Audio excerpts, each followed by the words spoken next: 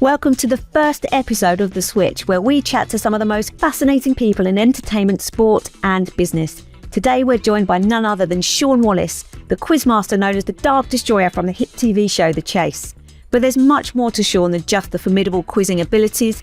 He's also a highly accomplished barrister and a TV personality with a unique life journey. In this episode, we dive deep into his story, exploring everything from his early setbacks and triumphs, such as being the first black person to win Mastermind.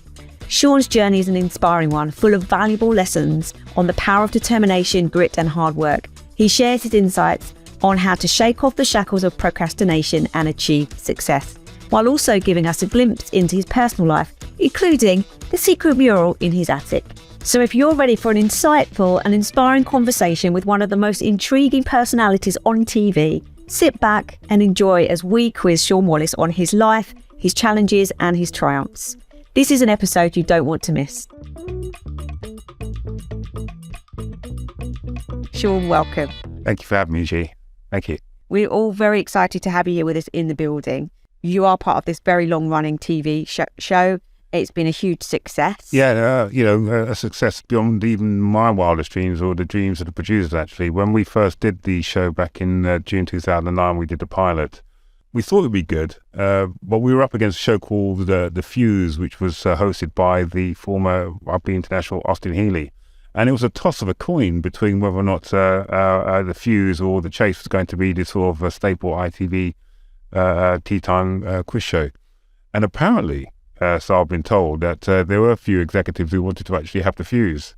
But lucky for us that the fuse sort of ran out before it exploded. And here we are 13 years later. It's really quite something, isn't it? And I understand that you are still a practicing barrister. How on earth do you manage the two? Well, as I say, I'm a barrister who happens to be on TV, not the other way around. And, the reason why I actually managed to actually juggle both careers at the same time is because I've got a wonderful supportive team, a clerking team at my chambers, Great James Street Chambers. And obviously, I've got a very, very understanding team at the Chase who realise and know how important my legal career is to me.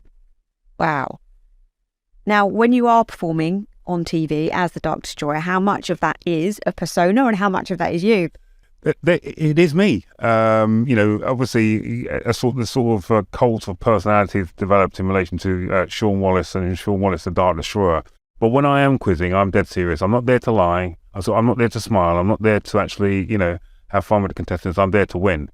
I mean, yesterday I was in recording at our Elstree studios, and I had to take on a formidable team. And they set me a challenging target, and all four got back to the final chase. And they pushed me back a couple of times. I had about a minute to answer 12 questions, and I managed to answer them successively correctly, and I beat them with about 3 seconds to spare. So it can be challenging, but it's not always like that. I do have the odd setback or two, but by and large, we as chasers normally come out on top.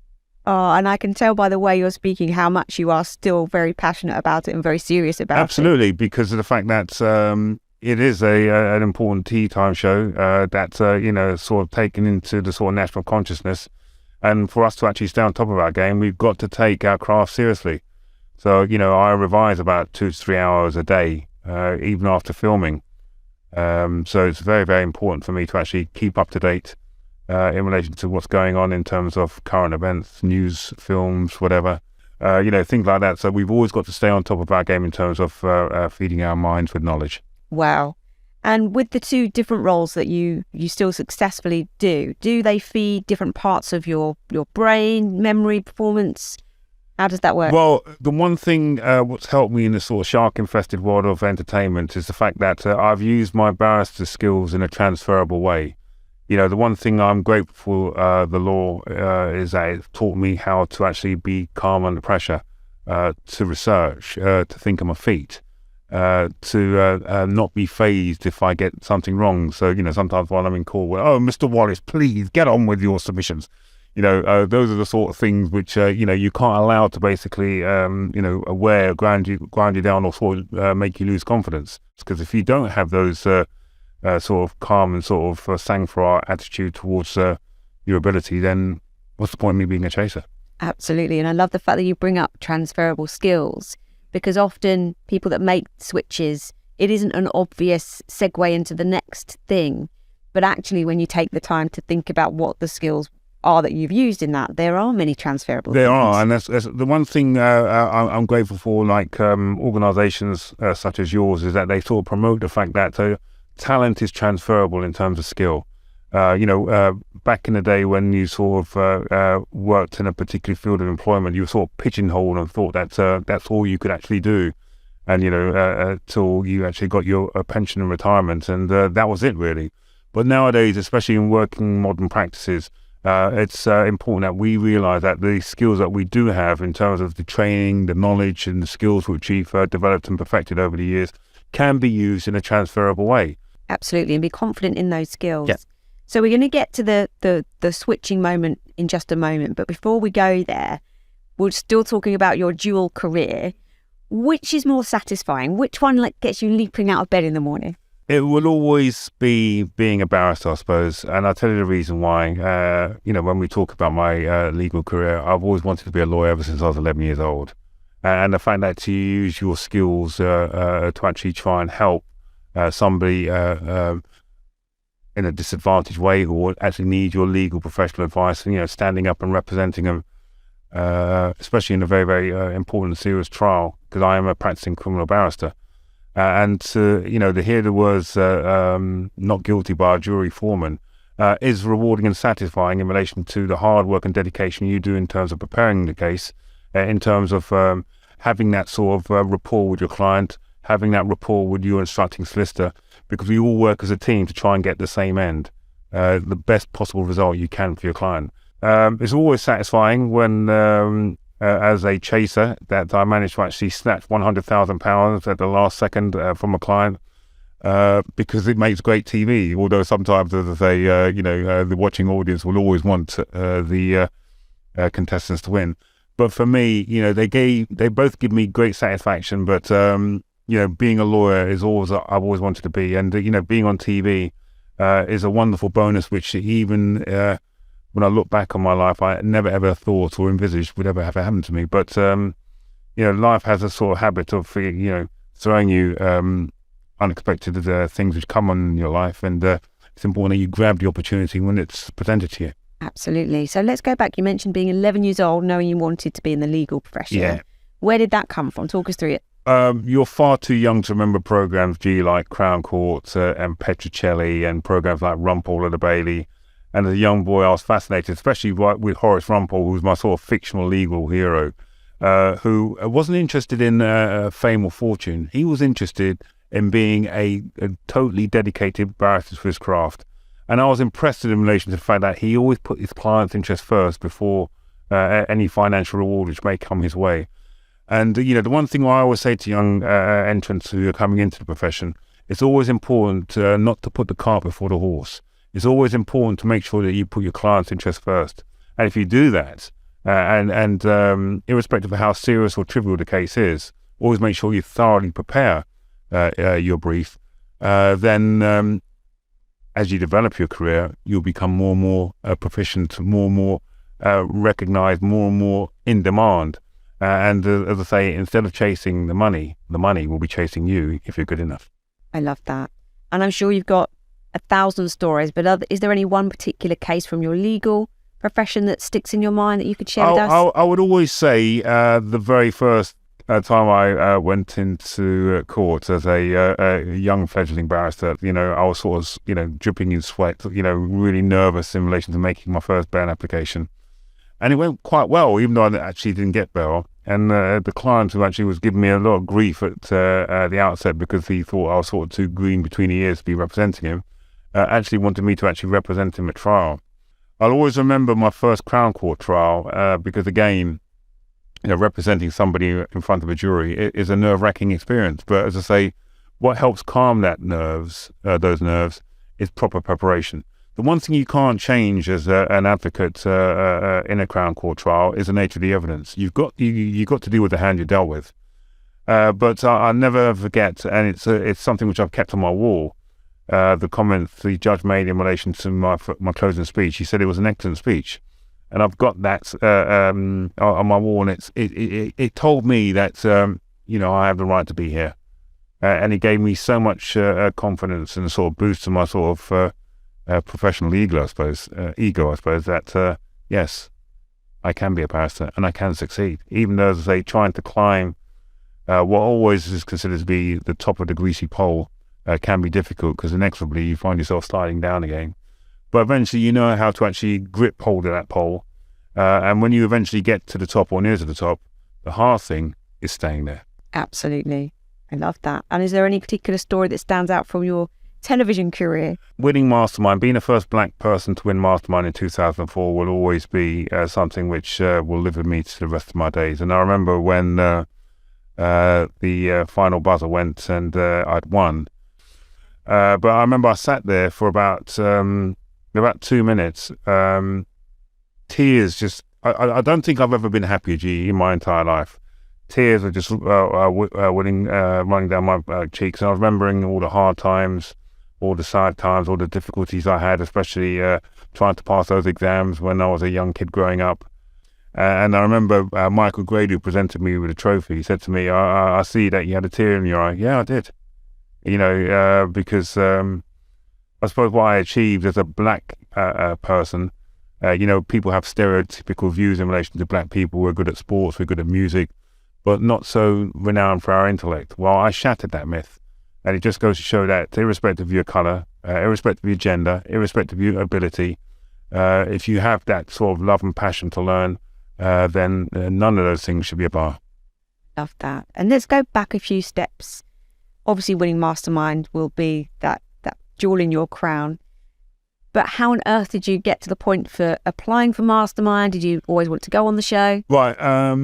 As I say, I wrote a book called Chasing the Dream, as you can see in front of you. And the second part of the autobiography talks about, my career was going through a bit of a sort of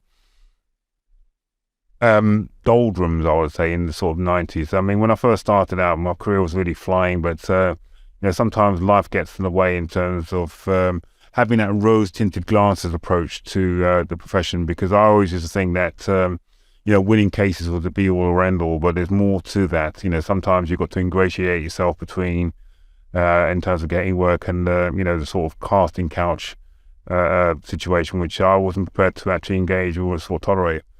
I decided, that's it, I'd had enough. I was really, really despondent, dejected, and that was the first time I walked out of the legal profession. So I was practicing by myself at home for about 4 months. And during the sort of doldrums, when I wasn't getting as much cases, I found myself watching daytime TV quiz shows. I was sort of, I could do this. And it's easy sitting in the comfort of your sofa, answering questions, but the true acid test is to whether or not you can go in front of a studio with bright lights, with an intimidating question master, with a watching audience, with millions watching from the comfort of the sofa. I want to see how good I was. I've done quite a few shows. Did 15 to 1. And just to tell a sort of a side story so far as that's concerned, I took 6 weeks of work. I read 27 encyclopedias and I thought I was invincible. And I was so arrogant, I couldn't even be bothered to stand with the following contestants when it came to drawing lots for the contestants' row. And guess what? I was the first person to get knocked out. And it taught me a big, big lesson, that did. Firstly, never have an over self-inflated importance of your own ability. And secondly, never ever underestimate people you don't know, because you don't know how good they are.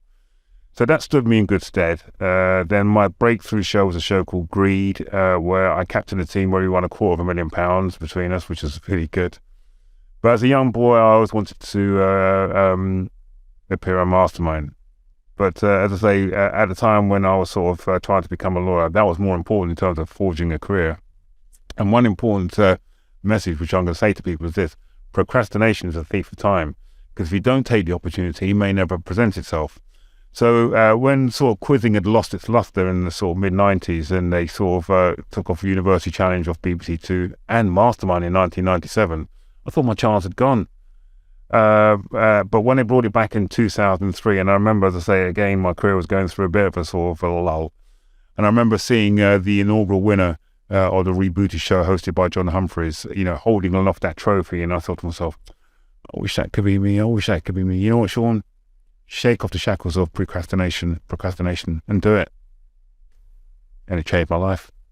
Amazing. So what moment after you'd won that trophy for yourself, you'd seen yourself holding it, you ended up holding it for yourself. Yeah. At what point did you feel that you had an opportunity to turn that into a career? I didn't tell a soul. The first time my friends or family knew that I won Mastermind was because, when you record it, it's not sort of shown the following week. So it was shown 6 months later in December. So I had 6 months to actually realise, well, what's this going to do? Because once people realise what I've achieved, they're going to go nuts. So I didn't tell a soul. And the week before the grand final, because I was the last person to qualify for the grand final, I went off to Jamaica, and I'll tell you the story how it went. So just before the semi-final, I'm at the Heathrow Airport. So I ring up my mum and said, Mum. She goes, what? She goes, where are you, Shaun? I said, I'm at Heathrow Airport. She goes, what's wrong? I think you need to get out of the country. She goes, what's wrong? Put the phone down. And for a whole week, she was panicking. Didn't know where I was. But I knew what was happening next, because that whole week, the following day, they showed me winning the semi-final. And that week leading up to the grand final, it was all about me. Am I going to make history? Is this man going to become the first Mastermind grand finalist? And I brought the trophy with me to Jamaica. So when I was coming back, I thought, let me have some fun with customs. So coming back through customs, I made sure I really looked really suspicious, like I was a drug dealer. Coming through to customs, so this customs guy comes to my left. He goes to me, where are you coming from? I said, Jamaica. He goes to me, have you got something you shouldn't have? I said, I'm not sure. He goes, you better come with me then. So this time, I am bursting with laughter. So we go into this major room, loads of people getting their gear turned over. So the officer thought he struck gold now. He said to me, well, what? He was really talking to me in an aggressive manner. He goes, what are you not sure about? I said, it's in that box. He goes, you better put the box on the table. I said, right then, put the box on the table. You better open it. Now, unbeknownst to me, they'd shown Mastermind on the Sunday, but they also was going to show it on the Monday. And it's the only time they've ever shown Mastermind grand finals on 2 successive days. And the only reason they did it is because I was back. There's no getting away with it, because it was a historical moment. So he goes, well, you better open it. So when I pulled out the trophy, he goes, are you the guy who won Mastermind? Everybody stopped what they were doing.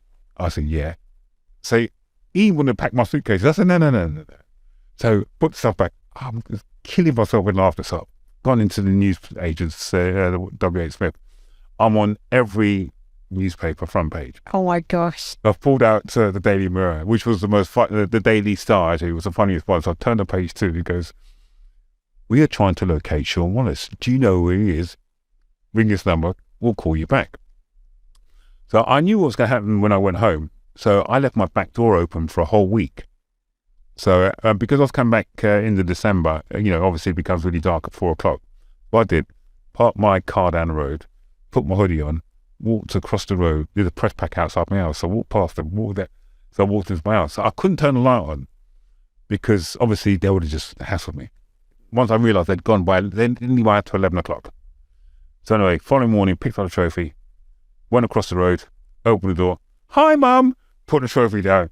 So she gave me a sort of ear bashing and a sort of a sense of pride of what happened. And my dad was in a working men's club, and apparently they gave him a standing ovation. I'd love to have seen that, but I wanted to do this on my own terms, because people are going to basically think that it's going to change your life. And the one thing about fame, as Andy Warhol has said, you only get 15 minutes of it sometimes. Obviously I've been in the limelight a long time now, and I'm grateful for that. But the one thing which gave me that reflection in that 6 months leading up to people realising that I'd won was that I was old enough to appreciate how my life had changed. I was old enough to appreciate that 20 years ago I was Shaun who. People could walk. You could walk down the road with me. Who's this geezer there? So, and whilst I'm in the spotlight, I'm not going to allow the sort of bright dazzle of fame to faze me, because it's not going to. But the one thing I'm always conscious about is this: I'm today's news, I'm tomorrow's chip prepper, and one day they're going to turn the light of fame off. And guess what? I can go back to doing other things. Amazing. And you mentioned how much revision you do currently for your current TV show. So how many hours per day? I'll say about 2 hours per day. So what I normally do, every single day I buy the newspapers to make sure what's the latest film, who's the latest Prime Minister, events which are happening, number one records, number one albums, things like that, so to keep myself up to date. Because the one thing about The Chase is very, very contemporary in terms of questions. Stuff I already know. 1066, Battle of Hastings will never change. But they're not always going to ask you those type of questions. They are going to try and ask questions which are sort of up to date and modern. So it's always important that we as chasers keep ourselves up to date, keep our minds refreshed in relation to, the current state of affairs which are happening in our country and around the world today. Absolutely. So how much time did you have to put in pre-Mastermind? When I was doing Mastermind, I was revising up to about 8 hours a day because my original subjects were going to be the Kings and Queens of England since 1066, world history since 1945, and because I live only a stone's throw away from Wembley Stadium, FA Cup final since 1970. So they vetoed my choice for Kings and Queens of England because somebody done it the year before. So when they vetoed that now, I thought I was going to pull out. Then I thought to myself, what is the one special subject they can't beat me on? Football. Because apart from my love of law, my love of learning, as you can see there in the back of here, you can see there, those are the three things which define me: my love of law, my love of learning, and my love of football. And England were playing in the European Championships in 2004 at the time. So when the producer rang me up and said to me, have you decided what subject it's going to be? And because football's the number one sport in the country. So I said to him, can I do football-related subjects? He goes, well, what are you going to choose? I said, well, can I do European Cup finals since 1970? And I took 1970 as a subliminal year because obviously everybody knows I'm a big Chelsea fan, and that was the year that we won the FA Cup for the first time. So he goes, well, what happens if you get to the semi-final? Well, I said, well, because England are playing in the European Championships in Portugal at the time, can I do all of England's matches at the European Championships, qualifying and in the sort of major tournament itself, from 1963 to 2004. Well, what happens if you get to the final? Well, I said, I live a stone's throws away from Wembley. Can I do FA Cup final since 1970? So he said, go away and consider it. When an hour later, he said, yep, we'll clear that. My chances of winning Mastermind went up by 20%. But my strongest suit was my general knowledge. My general knowledge is really, really good. Amazing. Absolutely amazing. So to what extent do you put your success down to innate traits, skills, and what skills or habits have you needed to develop over time? As a young boy, I've always had a passion and a lifelong love of learning. Always have done. I wouldn't say I was the brightest kid in the block. I would say I was the kid who had dreams and ambitions of wanting to actually achieve something with my life. If you were to come to my house, or if anybody was to come to my house, I've got a big mural on my wall called My Inspiration. So as a young boy growing up in the 1960s, I was proud of the colour of my skin. I was proud to be black. People who were making great strides in the world at the time were black. Pele was the best footballer, God rest his soul. Muhammad Ali, for what he achieved in boxing and what he achieved in terms of civil rights. Martin Luther King. Gary Sobers, who was the first person I saw hit 6 sixes and 1 over. These were black people who were making a positive contribution. Bob Marley, the list goes on and on. So as a young boy growing up, I used to say, if I could achieve a fraction of what they've achieved in their life, then my life's going to mean something. So, and I remember when I first moved into my house and I painted that mural, I used to show off with people of pride. And at the top of the mural in my attic was a picture of me the day I got called to the bar. So people used to say to me, how can you put yourself amongst these people like Mandela, Pele, Martin Luther King, Malcolm X, and so on and so forth? You know my response to that was, Gee, if you can't be a hero in your own house, where can you be a hero? Love that. To put yourself front and centre. Yeah. But at the centre of that mural is my two biggest inspirations, my mum and dad. So, the love and support they gave me over the years. And even though they divorced when I was 15 years old, the one thing they made sure is that whatever dreams and ambitions I wanted to realise, I'd do everything in their power to help me realise those dreams by support. I love that. And you've taken the words from my mouth, because I was just about to ask you about your earlier years. You grew up in Wembley. You've written about that in your book. Yeah. So tell us a bit about what your career trajectory was looking like at the time and how you overcame some challenges. As a young kid growing up, I grew up in the 60s. As I say, for black people growing up in the 60s coming over, my parents were second Windrush generation immigrants. They came in the 50s. My dad worked for Heinz the best part of his life as a food processor. My mum worked as a sort of state registered nurse. It was very, very difficult for black people. Racism was rife. You were called names by virtue of your colour with impunity. And you had to be able to stand up for yourself in terms of not allowing people who had a sort of shallow racist attitude towards you to actually get the better of you. My first big hero is my big sister called Sandra, because when she came over from the Caribbean in the mid-60s, she always used to give me the encouragement to actually read, write. My dad, although not an educated man, he told me, be aware of the world around you. So I used to actually sit with him to watch news at 10. So that's why I was aware of events of the 1960s. So I can remember vividly the assassination of Martin Luther King. I can remember vividly the assassination of Bobby Kennedy. Since 1968, I followed every US presidential election. I followed British politics because of the influence my dad gave me. I could read newspapers by the time I was 7. So I was quite bright, but I wasn't clever. But when I was 11, I wrote to the Bar Council, and I remember it was my very first letter. Dear Sir, D-E-E-R, spelling wasn't that great. But they told me what I needed to achieve in terms of qualifying as a lawyer. And I kept that letter for the best part of going up to the age of 18. And you go through that rite of passage before you sit your first set of exams. You got to go and see the careers teacher. And I remember she called me in and said in a rather dismissive voice, "Wallace, what do you want to be when you leave school?" By that letter handing me to her with trepidation. And she looked at it and said in a rather cold and dismissive fashion, "You, a lawyer? At best, you're going to probably end up in a factory, but somebody like you is definitely going to end up in prison." She was right about me ending up in prison. Only she forgot to say that after having seen my client, I can go home again. And to be told at the age of 15 that you are going to amount to nothing by virtue of either the colour of your skin was very, very disappointing, to say the very least. But even as a 15-year-old, the one thing I was determined to ensure was this, that nobody was going to control my own destiny. But the only way I could ensure that was to make sure I had an educated mind. When I look back on my educational career, as I said to you before, although I was clever, the one thing being clever is it's not indicative of the fact that you could pass exams. And as I said to you before, that was a really, really rough rite of passage so far as I was concerned. It took me 4 times to pass O-level English language. And I remember 44 years ago when all my friends were going off to university and my grades weren't high enough. And I remember bursting out into tears because, like an 11-year-old Muhammad Ali, I'm going to be a lawyer, I'm going to be the greatest. And if you walk the walk in life, you've got to be able to talk the talk. And as I said to you before, those were dark times for me because, so far as I was concerned, there was no plan B. It was a lawyer or a lawyer. But sometimes you've got to go through a bit of adversity in order to actually get to the other side.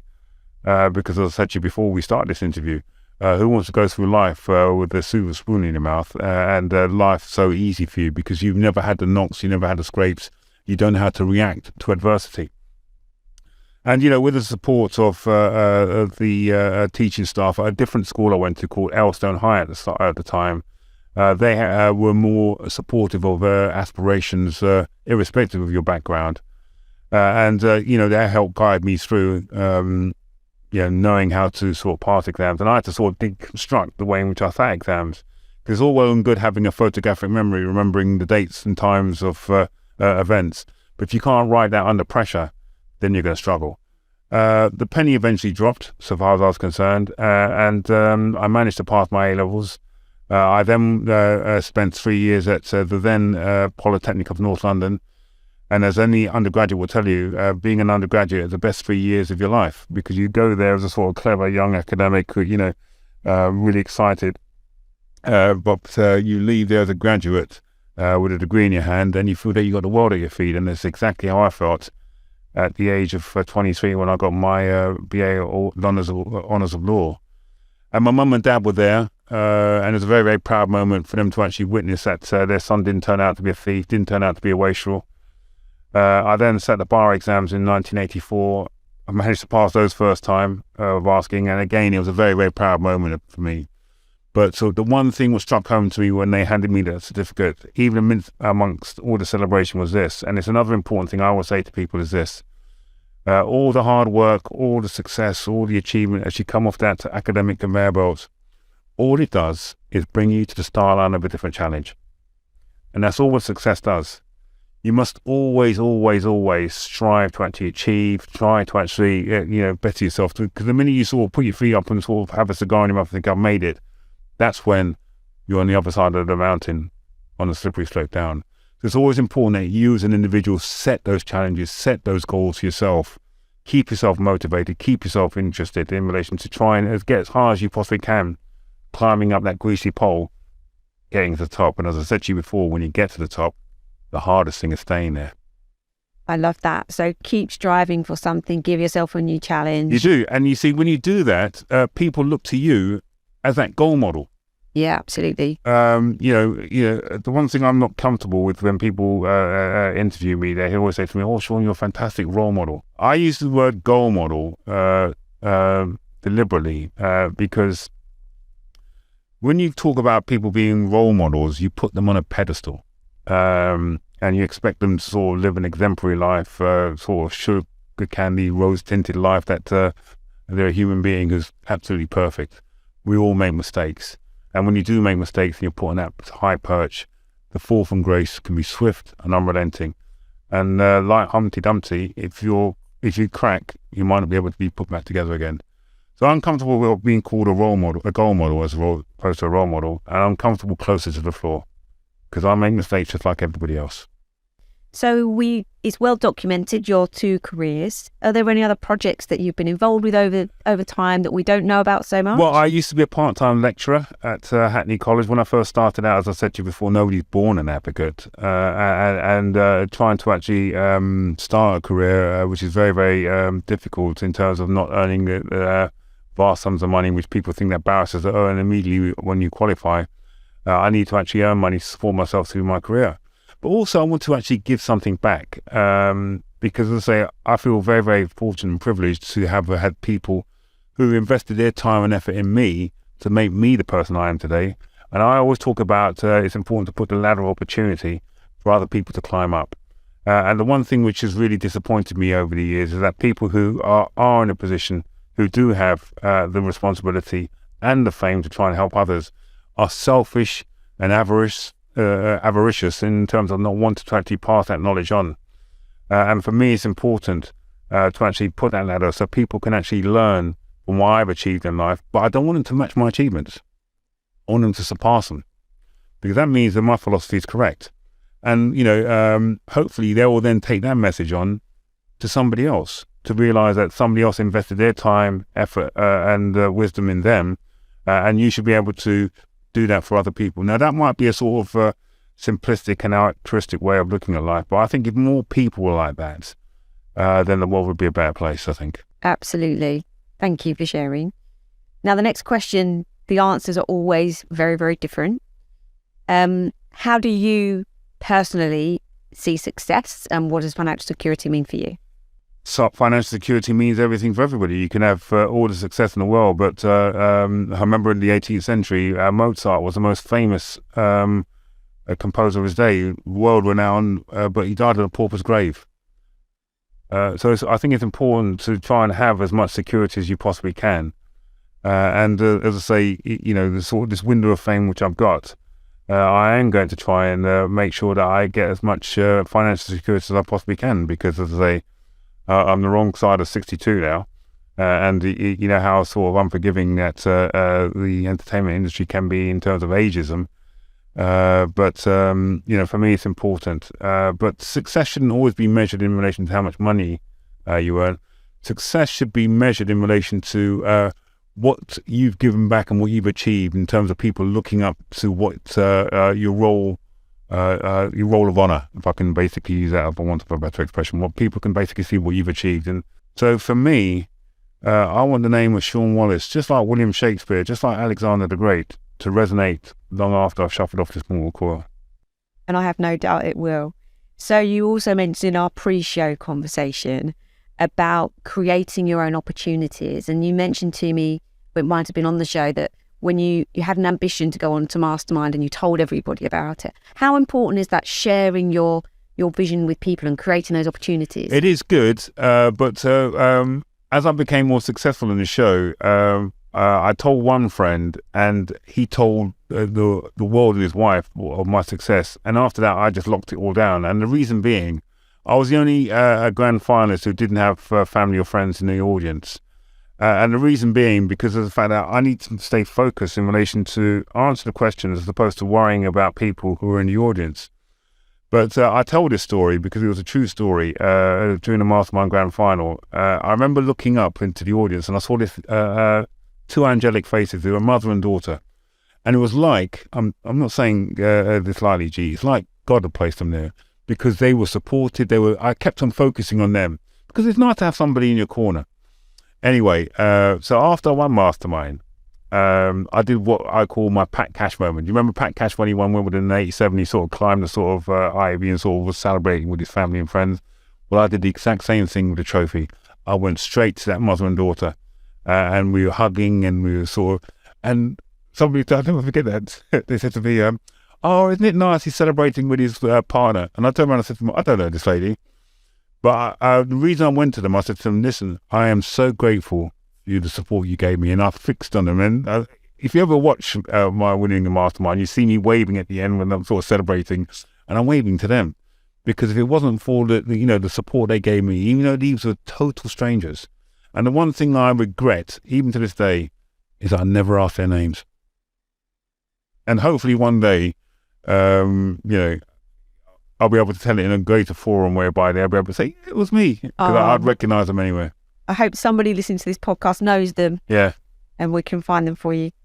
So what advice would you give people who are contemplating life or a career leap of their own? What advice would you give to those? I would always say it takes courage to make a change. And sometimes you can be fearful in the measure of stepping out your comfort zone.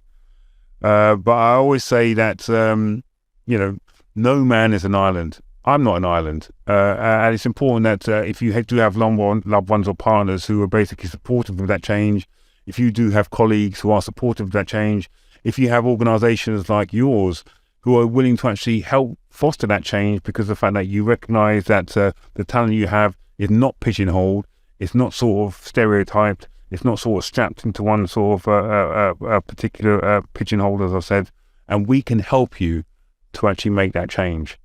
And I think it's important that, to be bold, to be brave, carpe diem, seize today. If you feel that, you know what, I'm bored with what I'm doing, I've done it for 30 years, and you know, guess what? It's given me no satisfaction. I need that change. And sometimes you go through life thinking, what can I do in order to have the change? I talk about that in my book, because as I said to you before, Gee, I only wanted to be a lawyer. But when my career was going through the doldrums at the age of 40, I didn't know what I could do. I was just a criminal lawyer. I didn't think my skills were transferable. I remember I sat the solicitor's exams on my 40th birthday, because for me, I thought to myself, if I don't do something like that, then where am I going to go? Life ends at 40 for me. And passing those exams gave me the confidence to realise that, you can do this, even at irrespective of your age. But at that time, I was really into quizzing. And, I didn't do quizzing because I wanted to be famous. I didn't do quizzing because I wanted to win money. I did quizzing because I wanted to see how good I was.